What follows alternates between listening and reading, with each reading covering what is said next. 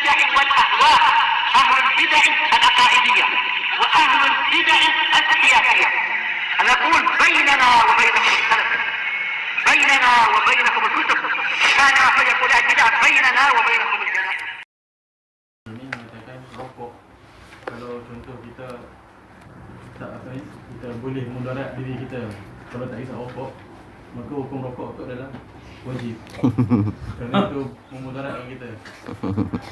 Iya, jawabnya ada dari beberapa sisi. Sisi yang pertama itu adalah naf'un yang istilahnya adalah madnun, pakai zon. Naf'un yang madnun. Ini adalah manfaat yang diperkirakan saja, bahwasanya rokok ini ada manfaatnya. Karena orang yang tidak merokok itu boleh jadi dia akan tidak konsentrasi lah, badannya akan bergetar. Kita tanya, kenapa sampai engkau tidak konsentrasi, tidak badanmu bahkan sampai bergetar, bahkan boleh jadi seharian engkau jadi pening? Ya, karena selama ini saya sudah kecanduan rokok. Berarti rokok itulah yang membahayakan, bukan malah mendatangkan manfaat. Tayyib. Sehingga apa? Engkau mengalami idman, yaitu apa? Mengalami ketergantungan. Justru ketergantungan ini menunjukkan bahwasanya rokok itu adalah haram karena dia merusak keadaan mizat, yaitu metabolisme seorang manusia. Tayyib. Manfaat yang dihayalkan tadi itu adalah manfaat yang madnun. Sekarang sekedar dipersangkakan saja. Karena hukum asalnya orang kalau tidak merokok dia sehat-sehat saja. Kenapa sekarang jadi tergantung pada rokok? Berarti rokok itu yang haram, rokok itu yang memudaratkan. Tayyib. Dan kalau dia mengobati diri sendiri mungkin dengan makan gula-gula dan dengan kesabaran dan keteguhan, dia jadi sehat lagi, tidak tergantung pada rokok tadi. Jadi itu tadi manfaat yang dipersangkakan saja. Tayyib. Sebagaimana ucapan orang Arab, saya minum khamar, tegukan yang kedua ini untuk mengobati rasa haus karena tegukan yang pertama. Seandainya sejak pertama dia nggak minum khamar, dia nggak haus itu. Tapi gara-gara dia minum khamar, akhirnya dia kehausan. Lalu dengan alasan, oh khamar ini bermanfaat menghilangkan kehausan. Enggak, sejak awal salah kamu sendiri. Kenapa? Anda minum khamar. Akibatnya Anda jadi kehausan. Jadi Andalah yang membuat mudarat pada diri sendiri. Lalu dengan alasan mengobati mudarat yang pertama, Anda mendatangkan mudarat yang kedua. Karena nanti yang kedua akan mendatangkan mudarat yang ketiga. Anda jadi tergantung pada tegukan yang ketiga dan seterusnya. Ini dibahas oleh Ibnul Qayyim di dalam Ad-Da' wa Dawa. Jadi itu sekedar persangkaan manfaatnya tadi. Dan juga dari sisi usul fikih yang lain, kita katakan usul fikih ini tidak boleh diambil sebagian, dibuang sebagian yang lain. Usul fikih yang lain mengatakan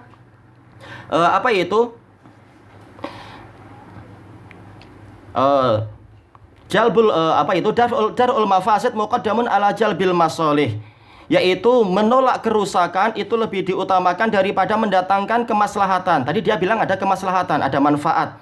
Agar agar kita tidak lagi mengalami istilahnya hilangnya konsentrasi atau mengalami getaran badan atau sepanjang hari. Kita katakan itu manfaat yang sangat sedikit dibandingkan dengan mudaratnya yang akan menyebabkan kita kena kanker paru-paru, kena ini, kena itu, bahkan kanker kulit, bahkan juga kanker tenggorokan itu.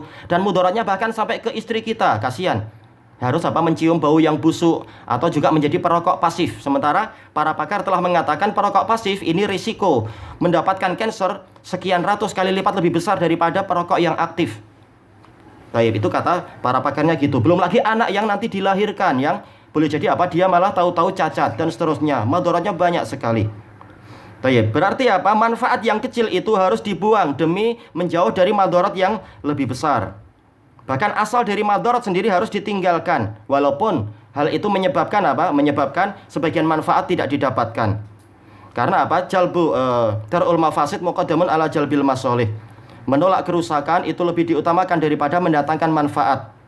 Manfaat yang sebenarnya itu keburukan dari yang mereka perbuat sendiri. Mereka yang salah sendiri kenapa masuk ke bahaya tadi, sehingga perlu melakukan perkara yang haram demi mendapatkan manfaat yang disangkakan tadi.